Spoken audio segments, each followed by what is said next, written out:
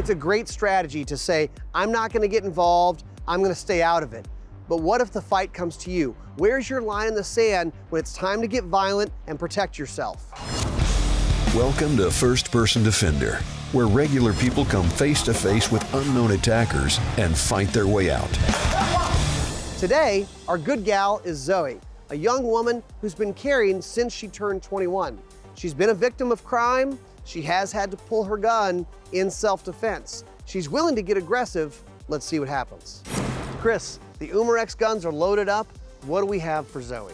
Well, Zoe's an interesting character because she's definitely into protecting herself, but will she defend somebody else? I don't know. She's gonna see violence committed, somebody's gonna get slugged, and if she sticks around, she's gonna be the next victim. Man, being alert and being aware of your surroundings matters so much in these types of scenarios. Yeah, knowing when to get away, because you don't want somebody thinking, well, why not you next? May not be your fight, but it may become your fight.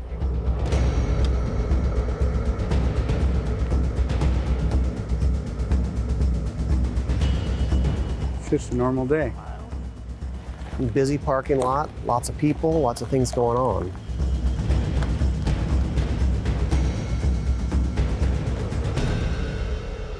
What did I say? What did I say? What are Remember you doing? me? What are you doing? Oh boy. There's attack. Domestic violence. Oh, bystander's getting killed too. He's getting beat. Call 911. Are you guys okay? Hey. Hey, turn that camera off. We're gonna go get Turn that camera off. Turn the camera off. Oh, she's getting. Good thing he's got a helmet on. He's getting in a fight with a guy with a bat. Well, she did say that she's really averse to shooting anyone. I guess she scared him off. Whatever she did worked, but man, they all got hit, and that's not good. Yeah, they all got beat with a bat. Index, index, index. That's what we would call a shit show. So what did you see? I saw people getting attacked. I didn't know what to do. Then the guy obviously came after Kaylee, and not cool. You came out of the store. Walk me through it. Walk me through it from beginning to end. We just got done, doing what we were doing. Come put our bags in the back of the trunk. I didn't even see people over there. Some dude came out with a truck, baseball bat, beat them up. I don't really know. So at that point, what were you thinking? I was like, do I help? Do I not help? I didn't want to obviously. I guess what I just did, try to help them, but also make sure I'm safe as well. So I, waited, called 911, whatever, and that guy came back. So why didn't you draw your gun? Because people watching this are going to go, why didn't she draw her gun? Tell me what you're thinking. I'm from Connecticut, where guns aren't necessarily super approved of. So if I had pulled my gun and he didn't have a gun pulled on me, that probably would have come across as like I was in the wrong. And maybe that wouldn't be the case. But I mean, unless absolutely necessary, I don't want to use a gun. Okay. If he hit me, I'd probably start using it. Do you think if he hit you, you'd be able to? If you were knocked out cold? Probably not. I'd be. Or he broke your arm? Yeah, you're right. Did this start out as your problem, your fight? Definitely not. Okay. At what point did it become your fight? When we went to check on the people, make sure that they were okay, and the gentleman with the bat ended up coming back. Did you think he was gone? Yeah. Okay. I did. And I probably wasn't aware of my surroundings as much as I should have been. It's important to have options when you carry. I think one of the guns that should be in your lineup is a pocket gun. The LCP Max from Ruger definitely fits that bill. It actually holds more ammo, 10 rounds or 12 rounds, depending on the magazine. And you can still get a good hold on it. It's still similar to the size of the LCP2. It also comes with a pocket holster. So a couple things. Number one, we got to be observant. I know you're concerned about protection. Be observant. Number two, you guys were already in these positions. You couldn't leave because the truck was here. So now you got to think, what am I going to do? All right. When you got out of the car, you used the OC, but you were unfamiliar with it, and that's part of our problem too. So when we use OC, what we do is we come out with it, we take the safety off, we come up, and then we spray. We spray towards the forehead because we want this stuff to run into their eyes. We're probably going to hit their eyes. We could have stayed here. We could have stayed here. Now the bad guy's coming back with that bat. Bad guy, I could have been like, holy shit, man. Come on back. If he comes towards me, get off me. You just got to be ready. You don't have to display a gun. You don't have to bring the gun out and threaten him, but you sure as heck got to be ready. And you, come here. See this?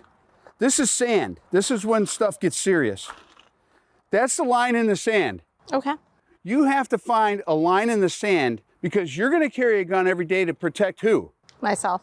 Right. First and foremost, yourself. Do you have a line in the sand, or are you just worried about litigation? I'm going to make a line in the sand going forward. That's all I needed to hear. All right, so Zoe, you saw what happened. You were out of the car. You see him leaving with the bat. Yes. So your thought was to go up here. I don't want to go anywhere until I deal with this guy. As he's walking by, he's got a bat, whatever. So bad guy, go ahead and start walking past. At this point, I'm thinking, geez, he's got a bat. I'm actually got my hand on my gun. And you come towards her because she's getting out of the car doing whatever. Stop right there. Don't move. Don't get any closer to her. That's when I shoot, because if he's going to hit her with a bat, not on my watch. Not today. All right, so now Kaylee's in the car. We got this position again. There's no reason you can't have your hand on your gun. You're eyeballing him. Yeah. So your hand's on your gun. It doesn't even have to be out. It can be out. It can't be out. It doesn't matter. You're behind the car. You're going to tell Kaylee, Kaylee's coming back. Shut the door. All right, ready? Yep. Pay attention. Watch him. Okay. Bad guy, move. Kaylee, shut the door, lock the door. Stop, back up. Ooh, Do I you keep didn't shooting? even have to shoot him that time. He stopped. He doesn't want any more. You don't want the smoke. Yeah, he doesn't want the smoke. Okay. That worked. Yeah. You could have shot him, but you didn't have to because he backed up immediately. But you were ready to deliver the threat of lethal force. Yes.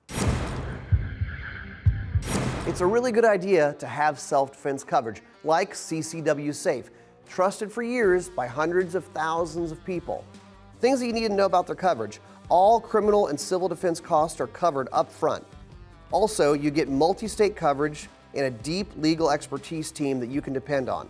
Learn more at ccwsafe.com. CCW Safe, your expert self-defense support team. Brought to you by Range Ready, preparing you to win the day, one shot at a time. Listen, man, I don't want any problems. Oh, no!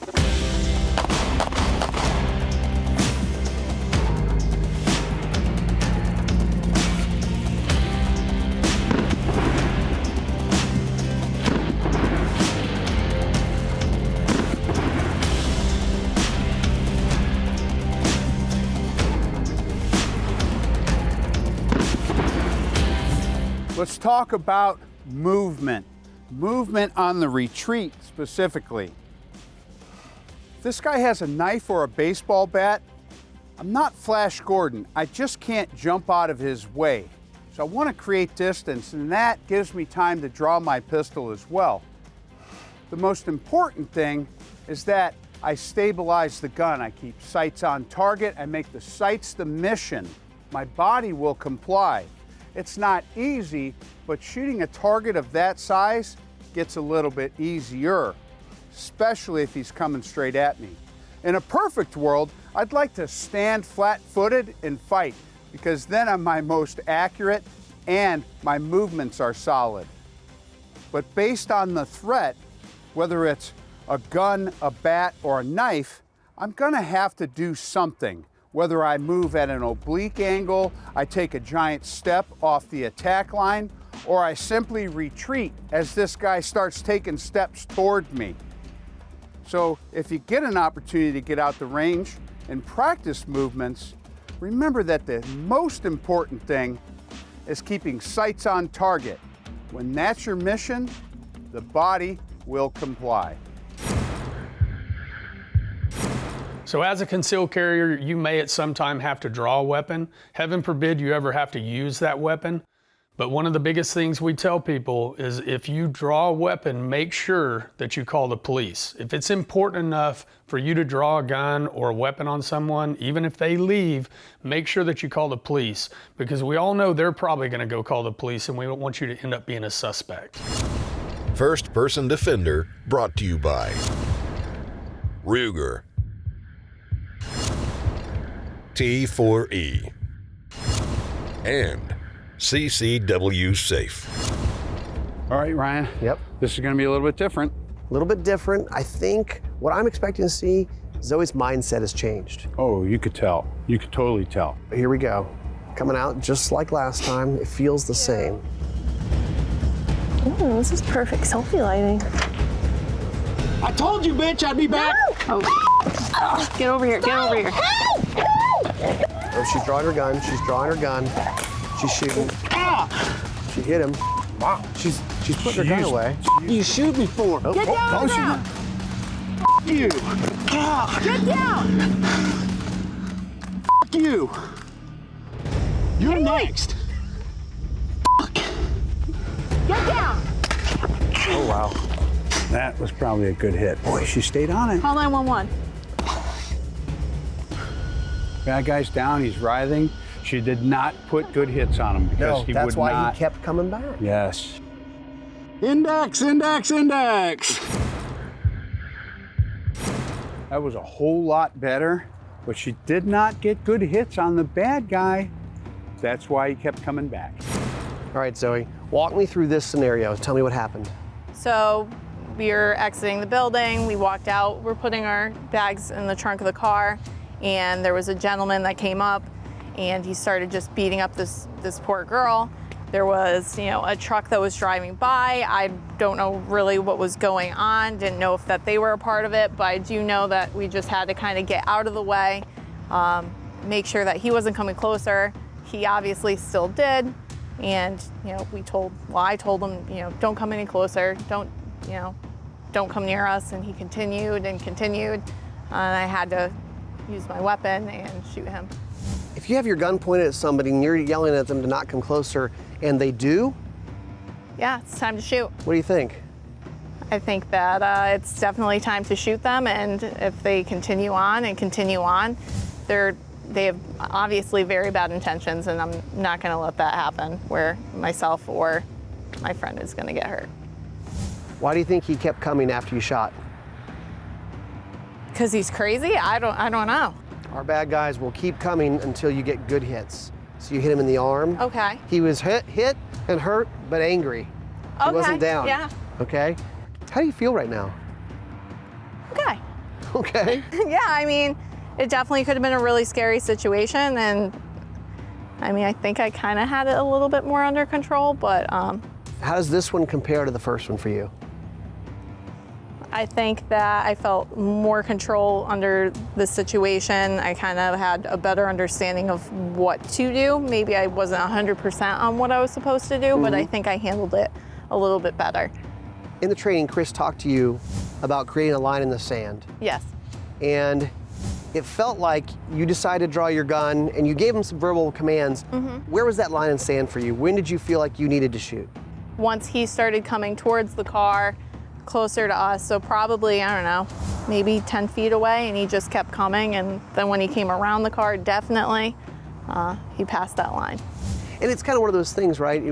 We can say a particular distance, but you can kind of tell when they're just getting into that danger zone. Yeah, you can see it in their eyes, I guess. He definitely was angry for me shooting him. Zoe was kind of a different one for us. She carries every day, and she is willing to get aggressive. Yeah, she's willing to get aggressive, but she doesn't know where to draw the line in the sand versus hands-on, being ready with her gun. I think we really got through to her on that. I think she started realizing the gun can project force to a guy with a bat. You didn't have to get close. Right, and if you're too worried about litigation afterwards, you probably shouldn't be carrying a gun, and you should learn to run.